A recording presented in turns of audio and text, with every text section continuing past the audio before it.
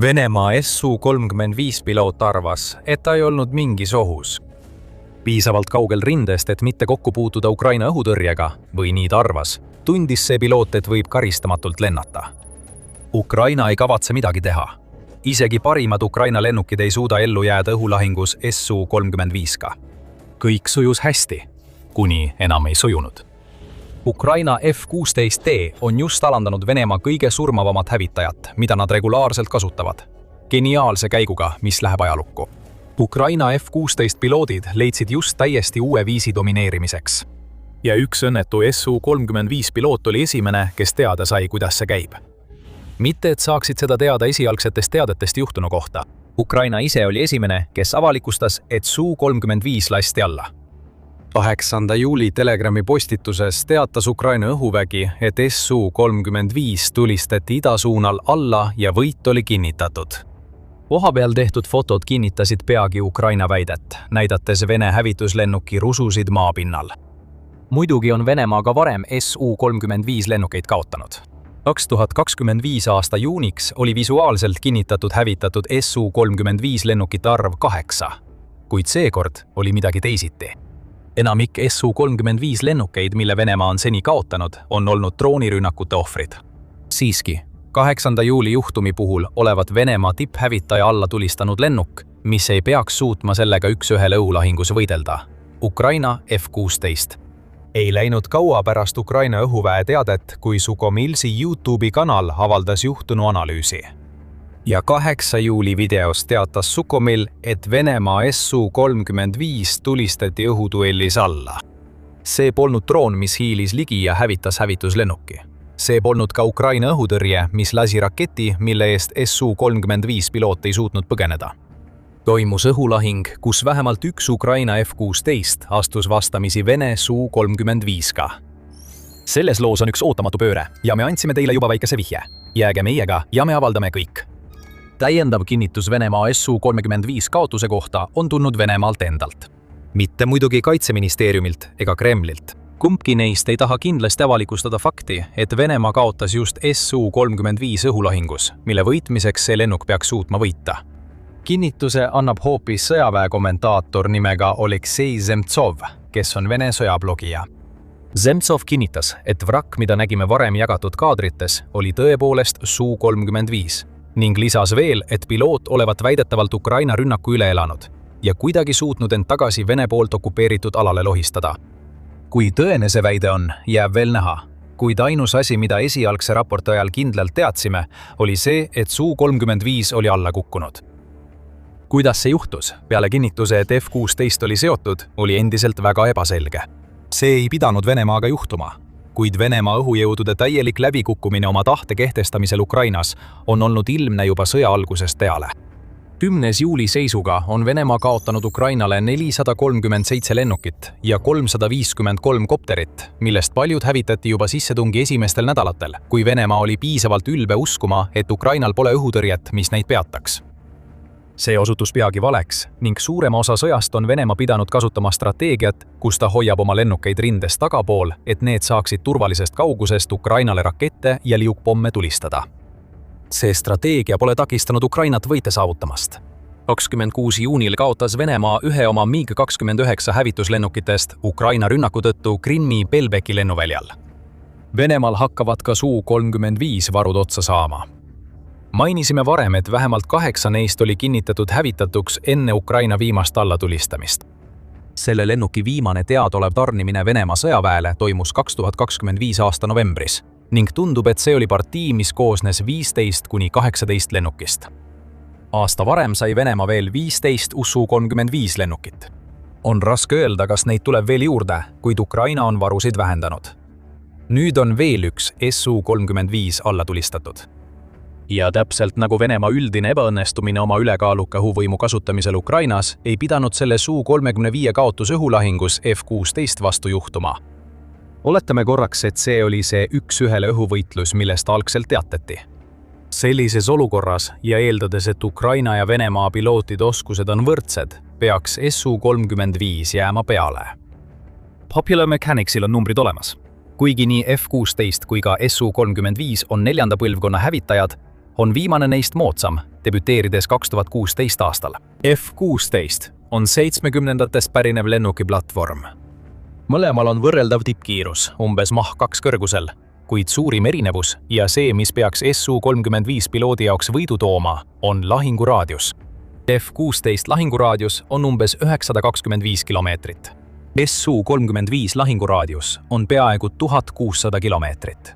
See annab Su-35 piloodile rohkem manööverdamisruumi positsiooni võtmiseks, eeldusel, et nende lennuki pardal olevad radarid ja andurid tuvastavad F-16 piisavalt vara. Aga asi ei piirdu ainult sellega. Strassam lisab, et Su-35 on tüüside liikumise osas paindlikum kui F-16. Mõlemad Su-35 tüüsid saavad liikuda 360 kraadi ulatuses, kusjuures kumbki liigub erinevatel telgedel. See tähendab, et Su-35 suudab sooritada Cobra manöövri, mille käigus ta suudab sisuliselt õhus paigal hüljuda. F-16 ei ole selleks võimeline. Õhulahingus, kus lääne lennuk üritab Su-35 taga ajada, võimaldab see nutikas manööver Vene hävitajal peatuda, mis võib viia selleni, et F-16 lendab temast lihtsalt mööda, andes Su-35 piloodile eelise. See kõik ei tähenda tingimata, et F-16 ei suudaks Su-35 vastuvõitu saavutada. Siiski peaks F-16 lootma AWACS-i toele, et saada eelnevalt teada, kus Su-35 asub. Samuti õhk-õhk tüüpi rakettidele nagu AMRAAM, mida saab tulistada nägemisulatusest väljaspoolt, võimaldades F-16 Su-35-le varitsuse korraldada, selle asemel, et sattuda otse õhulahingusse. Lühidalt öeldes peaks Su-35 olema F-16 üle. Kuid Venemaa hävituslennuk kaotas selles, mida on kirjeldatud kui õhk-õhk duelli. Kuidas? Vastus on, et see polnud tavaline õhulahing. See oli Ukraina strateegia meistriklass, mis sundis Venemaa hävituslennuki pilooti lendama oma Su-35-ga otse Ukraina seatud lõksu. Aga enne kui me avaldame, kuidas Ukraina selle saavutada suutis, tuletame meelde, et te vaatate saadet The Military Show. Kui sa pole veel kanalit tellinud, siis nüüd on ideaalne aeg nuppu vajutada, enne kui me videoga jätkame. See on Ukraina ajakirjanik Ivan Jakovina, kes usub, et on välja mõelnud, kuidas Ukraina suutis saavutada võidu, mida ta oma F-16-ega kunagi poleks pidanud suutma saavutada. Tuginedes Vene allikate raportitele, ütleb Jakovina, et Ukraina suutis meelitada Venemaa Su-35 piloodi varitsusse, kus hävituslennukit rünnati nii õhust kui ka maapinnalt välja lastud rakettidega. Ajakirjaniku sõnul oli plaan riskantne. Ukraina F-16 piloot pidi jõudma Su-35 nägemisulatusse, kasutades F-16 peibutusena, et meelitada Vene pilooti arvama, et nad saavad alustada otsest õhulahingut. Seejärel põgenes F-16 nii kiiresti kui suutis, vältides Su-35 rünnakukatseid, kuni Vene piloot jõudis varitsuspaika.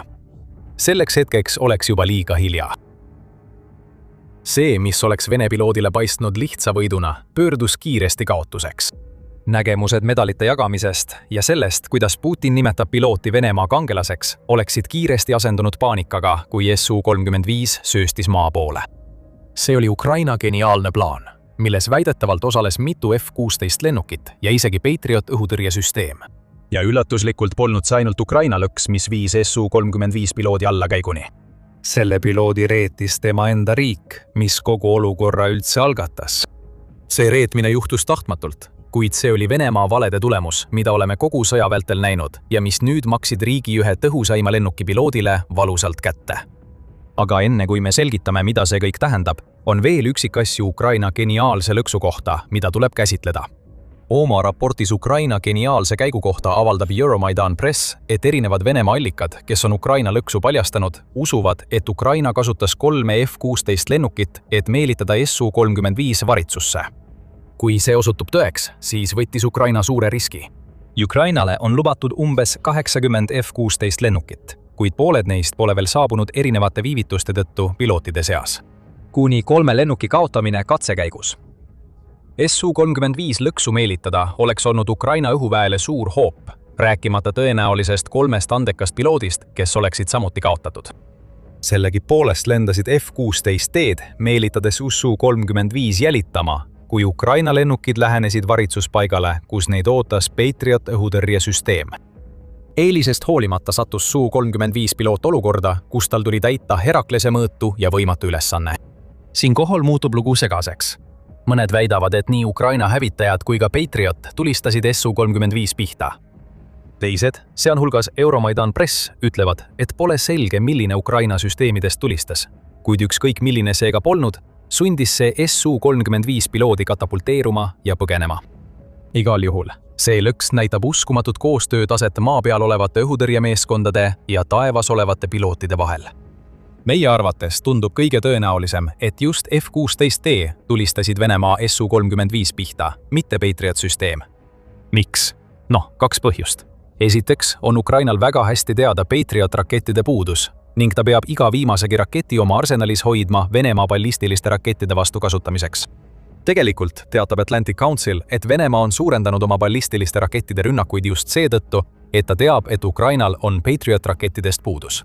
Nii suur saavutus, kui Su-35 allatulistamine ka Ukrainale pole, ei ole see siiski tähtsam kui tagada, et Venemaa raketirünnakud teeksid võimalikult vähe kahju. Ja kui sul on taevas F-16D, mis on varustatud rakettidega, mis suudavad Su-35 alla võtta, siis on veelgi vähem põhjust kasutada Patrioti püüdurraketti, et Su-35 alla tulistada. Jakovina näib selle hinnanguga nõustuvat. Ta ütleb, et kui lähtuda sellest, et Vene piloot jäi ellu, vähemalt nii väidavad venelased, siis on tõenäoline, et lennuk sai tabamuse. Ma ei saa seda 100% kinnitada, aga tõenäoliselt ei olnud see Patrioti rakett, mis lennukit tabas. Ma selgitan, miks. See rakett on väga suur, tekitades tohutu plahvatuse koos metallkuulide pilvega, mis muudab nii lennuki kui ka selle piloodi sõelapõhjaks. Sellisest plahvatusest ellu jääda on lihtsalt võimatu. Teiseks näib, et Patriot-süsteemil oli väga selge roll, mida see oleks võinud täita Ukraina seatud varitsuses. Nagu Euromaidan Press märgib, puudusid Ukraina F-16 raketid ja radarid, mis oleksid võimaldanud neil võistelda Su-35-le paigaldatud rakettide ja radaritega. Aga kui sa lisad segusse Patriot õhutõrjesüsteemi ja selle radarid, saad hoopis teistsuguse olukorra. Meie arvates juhtus nii, et Ukraina F-16D lendasid Su-35 radarite tegevusraadiusesse, kuid jäid piisavalt kaugele, et riski minimeerida. Maa pinnal on Patriot õhutõrjesüsteemi radar jälginud Su-35D ning need andmed on reaalajas edastatud F-16 pilootidele. Nii teavad nad täpselt, kuhu lennata, et hoida Su-35 lõksu poole liikumas, ilma et Vene piloot suudaks ühtegi F-16 alla tulistada. Kui Patriot tuvastas, et Su-35 on ideaalses positsioonis, anti käsk. Told! Euromaidan Press esitab teise võimaluse. See toob välja, et Ukraina on kasutanud oma F-16 lennukeid teiste lennukite saatmiseks, mis heidavad liukpomme Vene positsioonidele lähitagalas. Selleks peavad F-16 lennukid Vene positsioonidele lähenedes hoidma madalat lennuprofiili. Võib-olla juhtus see, et üks Ukraina F-16 lennukitest lendas sellise lennuprofiiliga, kuigi ta ei saatnud liukpommi heitjat. Selle asemel oli F-16 söödaks, millega meelitati Vene Su-35 välja, et takistada seda, mis näis olevat liukpommi rünnak. Kui Su-35 üritas rünnakule minna, lasid teised kaks F-16, mis lendasid palju kõrgemal kui nii esimene F-16 kui ka Su-35 välja. AIM-120 radarjuhitavad raketid, et Vene hävituslennuk ülevalt alla võtta. Selles olukorras oleks Patriot endiselt edastanud reaalajas andmeid, tõenäoliselt selleks, et anda varitsuses ootavatele kahele F-16 piloodile teada, millal on aeg rünnata.